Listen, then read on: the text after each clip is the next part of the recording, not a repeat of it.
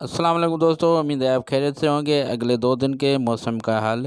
اگلے 2 دن کے دوران بالائی اور وسطی علاقوں میں آندھی گرج چمک کے ساتھ بارش کا امکان ہے۔ محکمہ موسمیات نے بتایا کہ مغربی لہر 16 تاریخ کی شام رات کو ملک کے بالائی علاقوں میں داخل ہونے کا امکان ہے اور 18 مئی تک بالائی اور وسطی علاقوں میں برقرار رہنے کا امکان ہے۔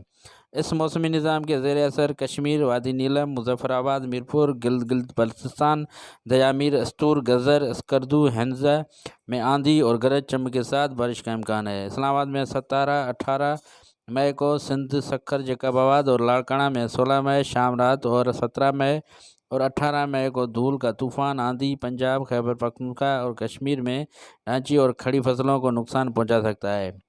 کسانوں کو مشورہ دیا جاتا ہے کہ وہ موسم کی پیشن گوئی کو مد نظر رکھتے ہوئے اپنی سرگرمیوں کا انتظام کریں۔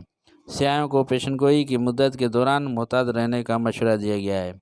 عام لوگوں کو دھول کے طوفان، آندھی، گرج چمک کے دوران محفوظ مقامات پر رہنے کا مشورہ دیا جاتا ہے۔